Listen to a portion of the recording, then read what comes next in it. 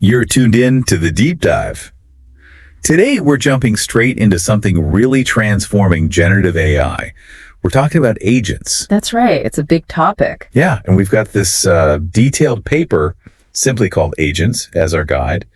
Our mission here is to cut through some of the noise, Definitely. and give you a really clear picture of what these AI agents are, how they function, and maybe why they're such a significant leap beyond the AI models most people are familiar with now. Think of it as the fast track to understanding this. Exactly. No jargon overload, just the core ideas from this source material. Right. We want you to leave feeling like you really get why agents are, a pretty big deal in AI right now. Okay, let's get right to it then. Yeah. Fundamentally, what is an agent when we talk about generative AI? Yeah. What's the basic idea? So at its heart, like the paper lays out, an agent is basically an application. It's trying to achieve a specific goal. Okay, a goal-oriented application. Exactly. And it does this by observing its environment. Could be data, could be user input, system, and then it acts using whatever tools it has available. Observing and acting using tools. Sounds simple enough, but the paper really stresses their autonomous nature. What does that mean in practice? Oh, yeah. Autonomy is crucial. It means once you give it a goal, the agent can, for the most part, figure out the steps needed and just do them. Without constant hand-holding. Precisely. No need to prompt it for every single step. The paper even says they can be proactive. Proactive, meaning? Meaning they can anticipate what needs doing to reach the goal rather than just reacting. That independence is a major shift. That's a world away from a model just waiting for the next instruction. Now, the paper specifically focuses on agents that current generative AI models can build. Why that narrow focus? Well, the general concept of AI agents isn't new. It's been around for ages in different forms. Right. But what's really exciting and what this paper focuses on is how recent breakthroughs in Gen AI, especially with large language models. The LLM. Right, the LLMs, how they're enabling a whole new class of agents, much more sophisticated, adaptable agents. So we're looking at this generation. Got it. So powered by today's advanced models. Now, to understand how they work, the paper talks about a cognitive architecture, 3 essential parts. Yep, 3 core components. First, there's the model, often an LLM, maybe multiple LMs. Okay. Second, the tools the agent uses. Right, we mentioned those. And third, what the paper calls the orchestration layer. Model, tools, orchestration layer. Let's break those down. First, the model. The central intelligence, it sounds like. Yeah, you could say that. It's the decision-making engine. It understands the goal. It reasons about how to achieve it. Figures out the plan. Exactly. And decides what actions to take, which tools to use, how to use them. The paper points to specific logic frameworks they often use. Like React, chain of thought, things like that. Precisely those. Yeah. Frameworks like React, chain of thought, tree of thoughts. They help structure the model's reasoning process. And these models can vary, right? General ones, specialized ones. For sure. They might be general purpose or maybe multimodal, handling text and images, say, or even fine-tuned for a very specific job. Okay, so the model is the thinker, the planner. What about the tools? You said they connect the agent to the real world. Exactly. See, a model on its own only knows what's in its training data, which is static, right? It's frozen in time. Tools bridge that gap. They let the agent interact with live, up-to-date information, external services, websites, databases. Can you give a quick example? Sure. Maybe an agent helping book a trip. A tool could connect to a flight API to check real-time prices and availability. Okay, directly accessing live data. Or a customer service agent might use a tool to pull up your order history from a company database. And tools are key for things like RGAG retrieval augmented generation. Or gay, right. We'll need to unpack that later. Oh, well. But basically, RGAG uses tools to fetch relevant current info to make the AI's answer better. The paper mentions 3 main tool types for Google models: extensions, functions, and data stores. Extensions, functions, data stores. Got it. We'll definitely circle back to those. But first, that third piece, the orchestration layer. What's its job? Think of it as the conductor. It manages the agent's whole operational cycle. The paper describes it as a loop. A loop. Yeah. Information comes in, the model processes it, reasons about what to do next, and that informs the next action or decision. Sense, think, act. Kind of. Exactly. Sense, think, act. And that cycle just keeps repeating until the goal is met, or maybe it hits some stopping condition. And this orchestration can be simple or complex. It can range, yeah, from a basic calculation to, really intricate chain logic, maybe even bringing in other ML algorithms. It's closely tied to prompt engineering and those reasoning frameworks we mentioned, like React. They guide the thinking within that loop. That continuous loop seems key, adapting as it goes. That's the innovation, really. It moves beyond the static, one-shot nature of just prompting a model. Okay, that framework model, tools, orchestration makes sense. The paper also contrasts agents with standalone models. What are the big differences highlighted there? Good question. A key one is knowledge source. Models are stuck with their training data, right? Static knowledge. Agents, using tools, can tap into external real-time systems. Big difference. It's like knowing only books versus having internet access too. Right. Much more current. What else? How they handle interaction? Models usually just do one response per prompt. Agents can maintain a session history, have a proper back and forth conversation, remembering what was said earlier. That conversational memory sounds crucial for complex tasks. Definitely. Also, tool implementation. Models don't inherently use external tools. Agents are built around them. It's native to the agent architecture. Exactly. And finally, the logic layer. Models rely on prompt instructions, maybe simple frameworks. Agents have that built-in cognitive architecture, the orchestration layer, managing their reasoning and planning more deeply. So it's not just a model plus tools. It's a fundamentally different structure. You got it. It's a different way to build AI to interact with the world. The paper uses a nice analogy for this cognitive architecture, a chef in a kitchen. Can you walk us through that? Yeah, it's a good one. Imagine a chef aiming to cook a complex meal. First, they take in info, the order, ingredients on hand, timing. Okay, observing. Then they plan internally. What to prep first, cooking order, etc. Reasoning. Then they execute, chop, sear, plate. That's the action. But crucially, they're constantly checking, tasting the sauce, checking temps. Adjusting based on feedback. Exactly. If something's off or an ingredient is missing, they adapt. That cycle, observe, plan, act, adjust, mirrors the agent's cognitive architecture. And the orchestration layer is managing that whole dynamic process. Precisely. Keeping track of the state, the memory, guiding the reasoning, and planning through that iterative loop. And this is where those frameworks like React, Chain of Thought, Tree of Thoughts come in again. They're like the chef's techniques. Good analogy, yeah. They guide how the agent reasons and acts within that cycle. React is reason, then act. Think, then do, often using a tool. Okay. Chain of Thought gets the model to break down problems step by step, showing its reasoning. Makes sense. And Tree of Thoughts is more advanced, exploring multiple reasoning paths, like considering different strategies before picking one. Useful for complex planning. Exploring options. Okay. The paper gives a specific React example. User asks a question. How does it play out? Right. Let's say you ask, what's the weather in London tomorrow? Using React, the agent might first formulate a specific internal question. Need London weather for tomorrow. Okay. Then a thought. Should use the weather tool. Then an action. Select weather tool. Then action input.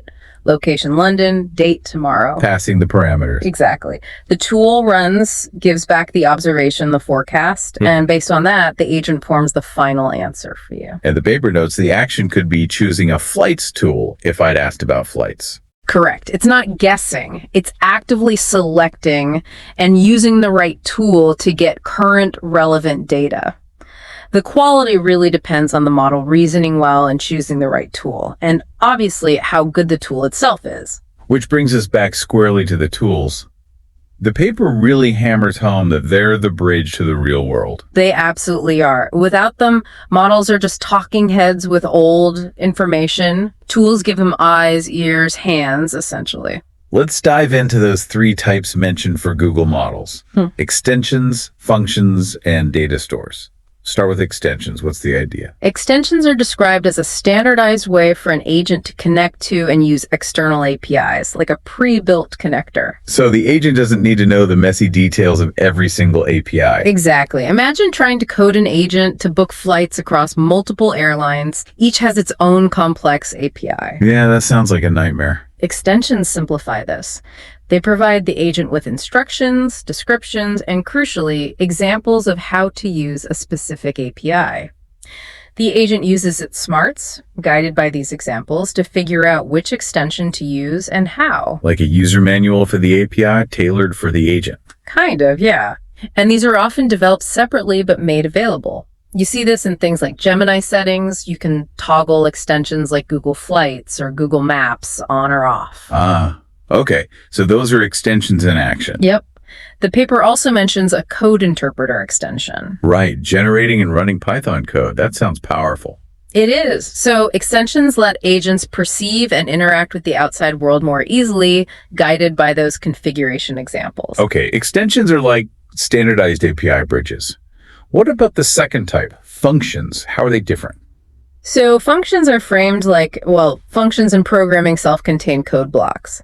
The model decides when to call a function and what arguments, inputs to give it based on its description. Okay, sounds similar so far. But here are the key differences. 1, the model just outputs the function name and arguments. It doesn't usually make the API call itself.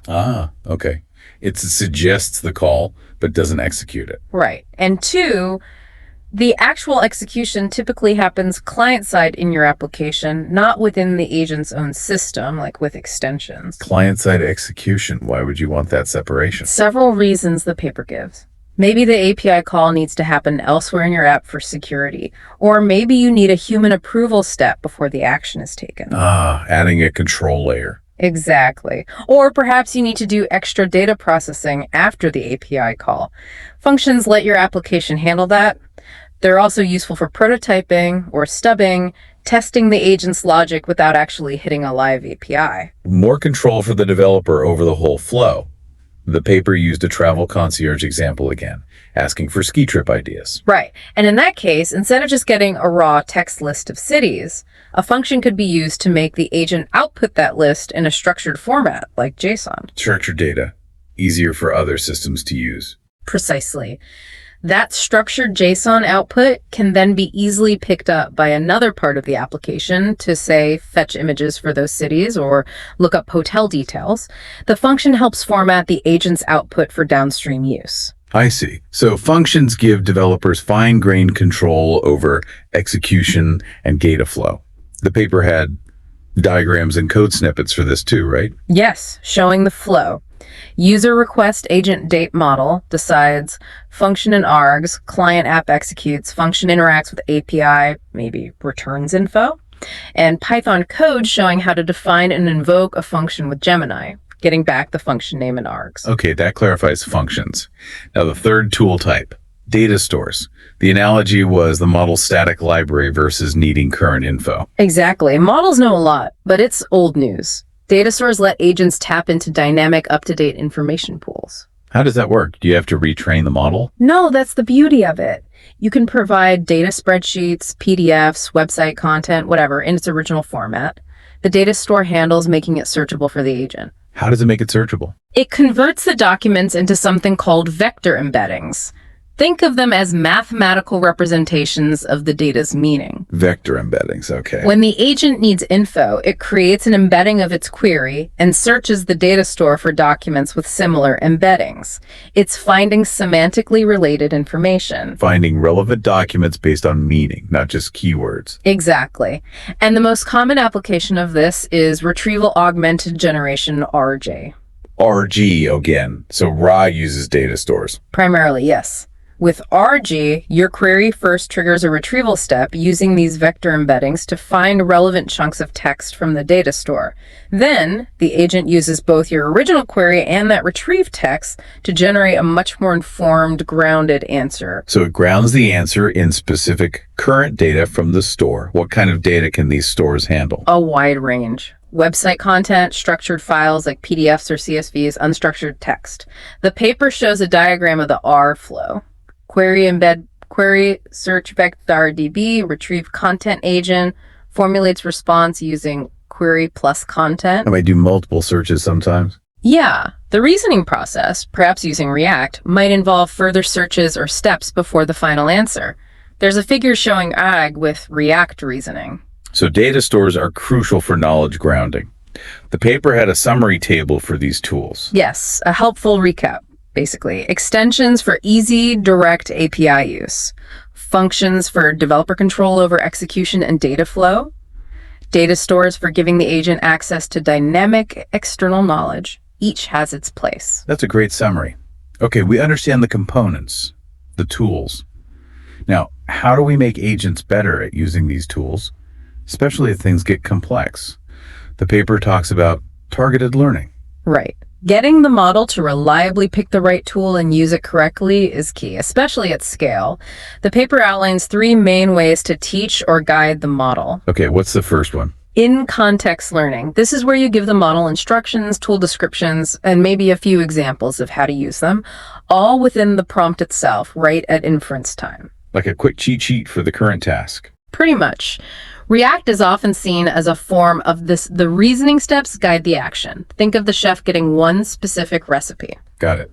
What's the second approach? Retrieval-based in-context learning.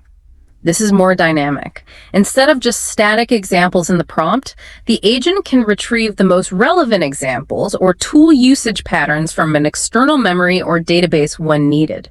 Like the chef having a whole library of cookbooks to consult. Exactly.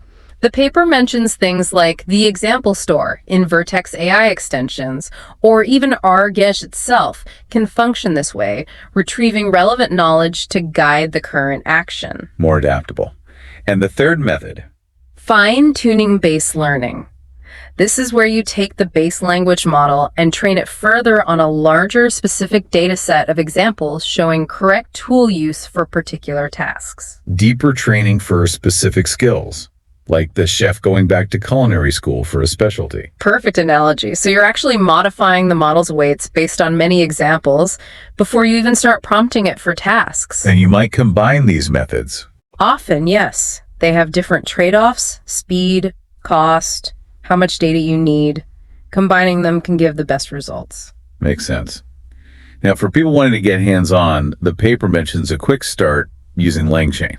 Yeah, LangChain and LangGraph are really popular open source libraries for building agentic applications. They help you chain together the model, logic, tools, memory. They provide the framework. Exactly. The paper shows a simple code example using a Gemini model, LangChain, and a couple of tools, one for Google Search, SERP API, and one for Google Places. Oh, what does the example do? It shows the agent taking a query, realizing it needs to search the web first, using the search tool, getting a result, and then using that result to call the Places tool to get more specific information. So multi-step reasoning and tool use. Precisely. It's a neat little demo of the core parts model, orchestration via LangChain, and tools working together. Very cool to see it in action. Finally, the paper touches on building production applications with Vertex AI. What's the step up there? Well, building a real-world app needs more than just the core agent logic, right? You need UIs, monitoring, evaluation tools, ways to improve performance over time. All the surrounding infrastructure. Right. Vertex AI is Google's platform designed to provide all that in a managed way. It simplifies building, testing, deploying, and managing agents. How does it simplify it?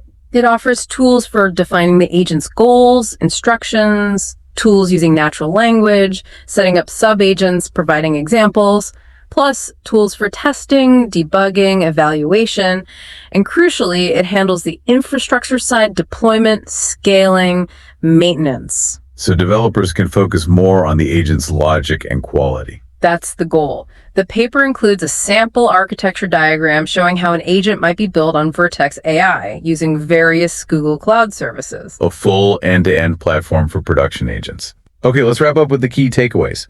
Agents are clearly a big step forward. What are the absolute must-remember points? I'd say One, agents go beyond models by using tools for real-time info and actions, allowing autonomous task execution. They can use multiple models and manage state. Okay. Tools and autonomy. Two, the orchestration layer, the cognitive architecture, is key for structuring reasoning and guiding actions, using frameworks like React, TSUT, 2T. The reasoning engine. And three, the tools themselves, extensions for API bridges, functions for controlled execution, data stores for external knowledge are the vital link to the outside world. Extensions, functions, data stores. Got it. All right. And the future looks like more sophisticated tools, better reasoning, maybe agents working together. Yeah, the paper hints at agent chain and combining specialized agents. And it stresses that building good agents is iterative. You experiment, you refine. Constant learning and improvement. Exactly. But the potential combining generative models with this ability to act in the world is huge. Well, this has been incredibly clarifying. We've really unpacked what AI agents are all about, moving beyond static models to systems that can perceive, reason, and act using tools. We covered the core triad. The model as the brain, tools as the hands and senses, and orchestration as the conductor managing the process.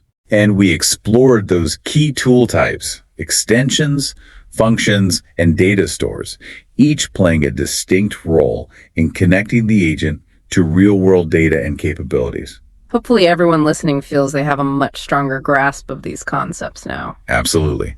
So here's a final thought for you, our listener, to ponder. As these AI agents become increasingly capable and integrated into the real world, what new possibilities, or maybe even unforeseen challenges, do you see emerging in the areas you care about or work in? It's certainly something worth thinking about. Definitely food for thought. Thanks for joining us on this deep dive.